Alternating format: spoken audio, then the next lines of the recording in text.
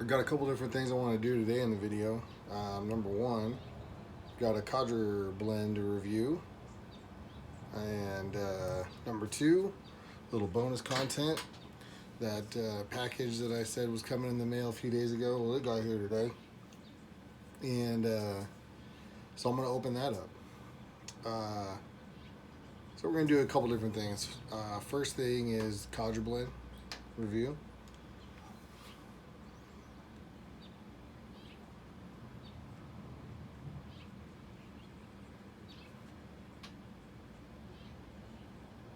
I'm gonna have to ask for a little bit of trust on this next part.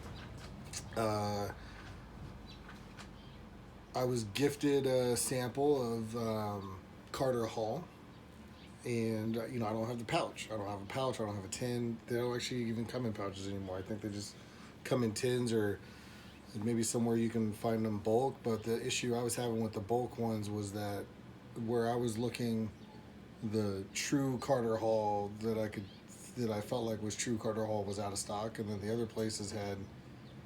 I think they said it was like some sort of Carter Hall match. I don't know if that's actually Carter Hall, if that's their Carter Hall match, whatever. But I was assured that this is Carter Hall. So you know who you are. Appreciate you giving me a pretty hefty sample of Carter Hall for the Codger Blend series. So I don't have anything to show you guys. So you just gotta trust me that this is Carter Hall, and obviously I'm sort of trusting um, the person that sent it to me that it is Carter Hall also. So um, today I'm smoking my little. It's a little Stanwell billiard, and it's got sort of a hexagon shank to it. This is one of the ones designed by one of the Danish pipe carvers. I don't remember which one designed this one, but basically it's a nice little billiard with a hexagon shank and a little brass ring. It's a nice little pipe.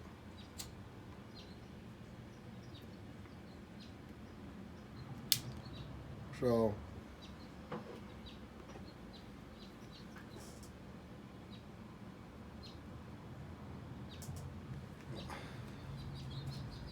this information, is the best I could find, and I do basically 10 minutes of research on my phone, right? So it's not really research; it's just looking at other people's research that they've put on, they've put on the interwebs. So it seems like, from what I found, that Carter Hall was first produced in the mid 1950s, and it was produced by R.J. Reynolds.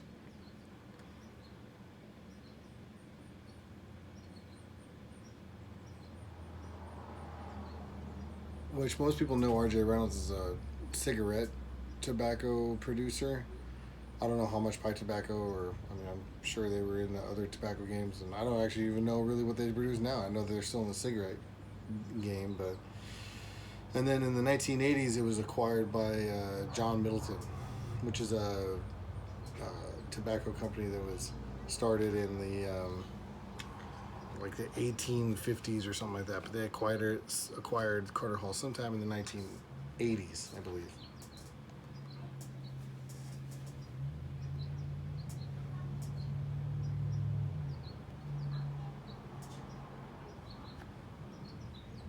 It's a burley-based blend, and it's got some Virginia, a little bit of Virginia.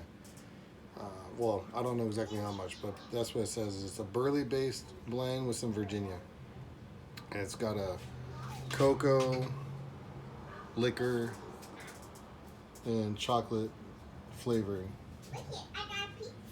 Oh, you got pizza? Oh, good. Yeah.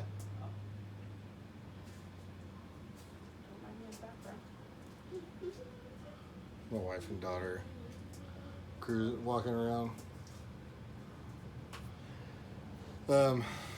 So I don't notice any bourbon or chocolate or cocoa flavor really.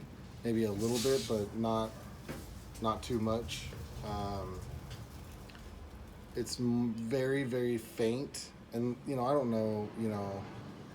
Maybe it's more You know, in the tin, I don't really know, and I don't know necessarily the history behind this sample. But like I said, it's very faint. In the you can smell a little sweetness of something like in the jar that I've got it in. But hi, can you go over with mommy, please? Thank you. Um, you can I notice a little bit of something in the jar, but once it goes into the smoke, it's just that tobacco flavor, that burley, a little bit of Virginia. It does have. I would say the topping is less like cocoa, chocolate, bourbon, more just like kind of a general sweet essence. Um, so I don't really know. You know, I don't know.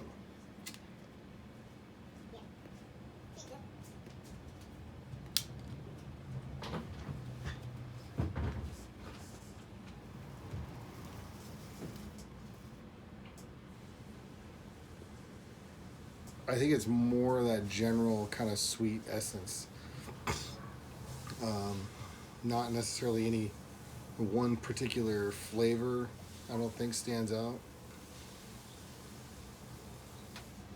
Mom, the house is stuck again. The house is stuck again. No. Being a burley blend is not like my favorite, obviously, and this is seems like it's mostly burley, and I'm not the biggest burley fan. Um, so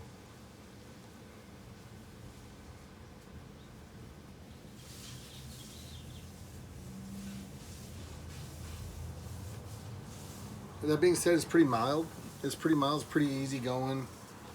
It's not difficult to smoke. It doesn't really scratch my throat, the back of my mouth like some burleys do. It's just like it's just a pretty decent. It's a pretty decent tobacco. If I could, for over the counter type blend, it's kind of hard to say over the counter anymore because it doesn't really seem like any of it's like really over the counter.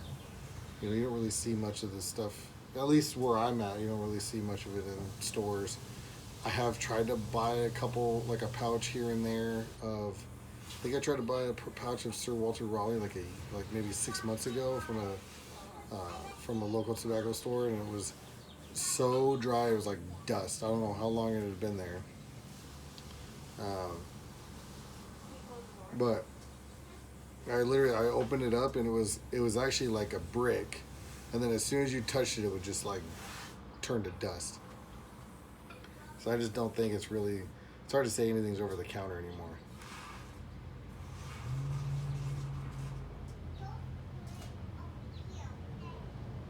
I think out of most of the Codger blends I've tried so far, this is probably my least favorite. Um, that's not to say it's not still good tobacco made with good components. I think just like that amount of burley, I just don't like very much. Well, I ended up stopping the video because it got too loud. The kid just running around screaming, being crazy. So I don't know exactly where I'm going to cut the other section off and start this one, but basically with Carter Hall, I think for me, it's a sort of a not for me. I think just mainly based on the amount of burleys. I'm not the biggest fan of a whole lot of burleys. I think that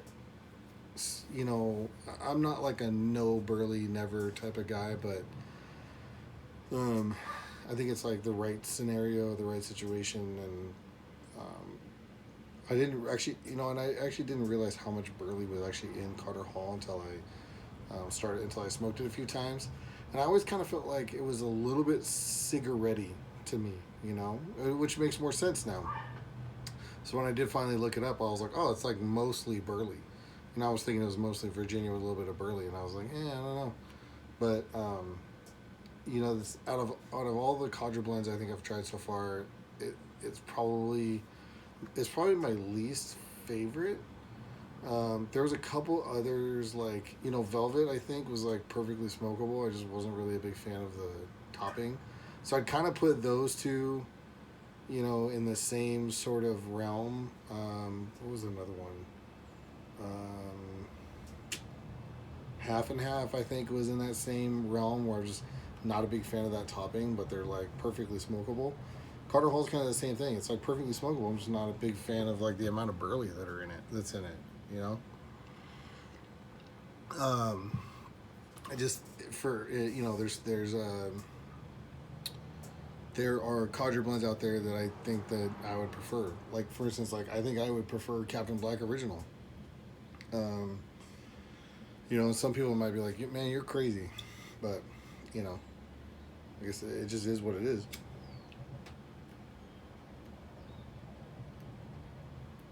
So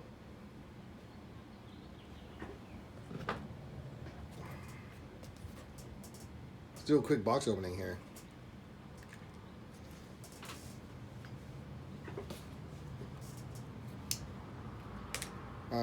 So as I said in the video before,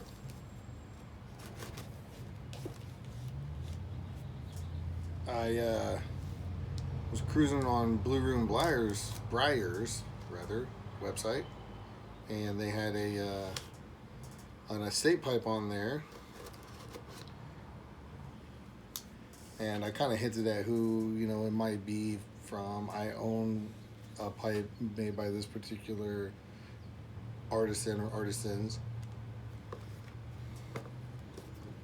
and I couldn't really pass it up.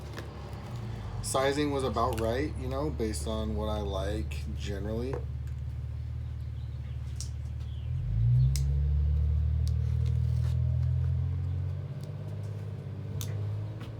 We'll see if that holds up. If I can get the box open.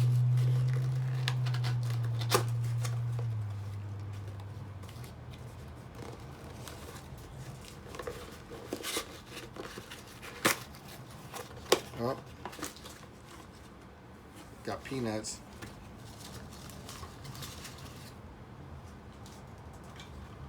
Look at that. Threw in some pipe cleaners.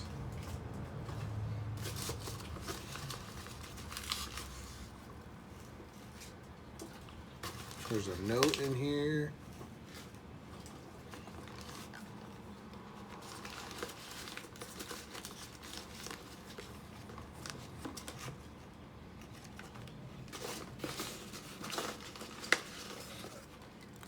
Okay.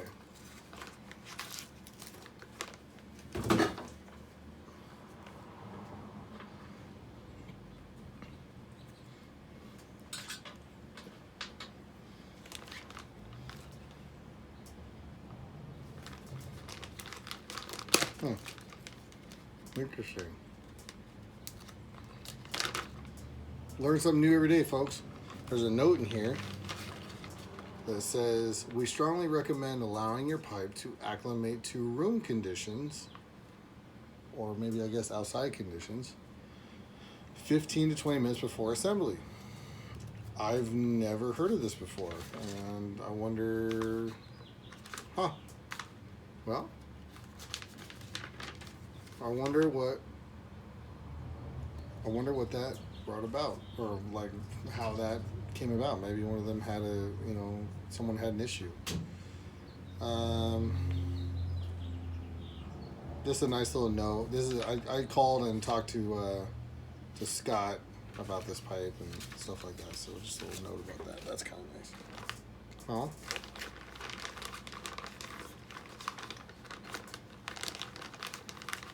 Well, I'm gonna say it's acclimated because I've had it here today and it's been here, so I think it's probably fine. I'll just go slow. And I gotta put it together before I show you. So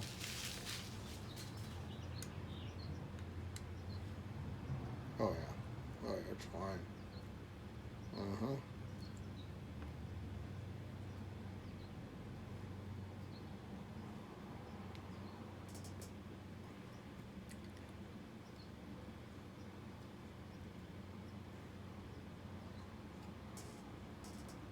there it is. So this is J&J, kind of a eggy billiard. I don't know. It's kind of egg shaped, and it's kind of billiard shaped. It's a nice little. It's a super nice little pipe. You're probably not gonna be able to see it, but there is the J&J. The J&J stamp on it. Thin-walled little pipe, but you know, thin-walled at the top, but I imagine that, you know, towards the bottom its walls are pretty thick. It doesn't look like or smell like it's been smoked a lot.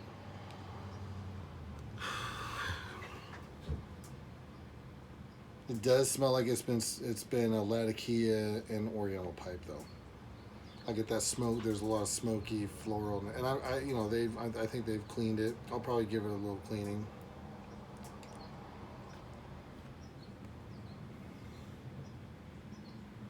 But yeah, when I saw it, I had to, you know, I had to get it because, you know, J&J. I love my other J&J pipe. They don't make pipes anymore. You know, Jared Coles, he still makes pipes, but you know, there won't be any more J&Js made, at least, you know, not that I know of. Oh, and that is a good stem. Yeah, I mean, that is a good bit. I mean, it's just, oh yeah, flat, thin, nice little button.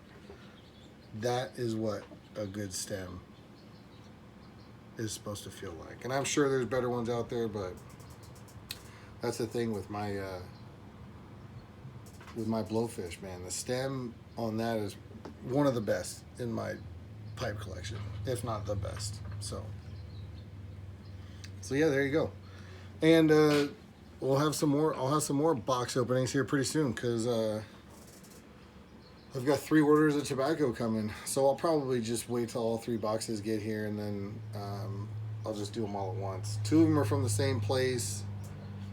I don't remember why I did 2 different ones. I think it was because I had forgotten some stuff, and then I ended up just doing another order, and then there's another order from another place with some tobacco that can be hard to find, can be in short supply, and they had some of it, so I bought some of that. So when those boxes get here, I'll do a box opening of that, and yeah, go from there. Hopefully this video is not too chopped up with the interruption. If it is, I apologize, and you know, we'll try to do better next time, but no big deal if it is. You know, like I said in the last video, you get the point either way, right? So adios.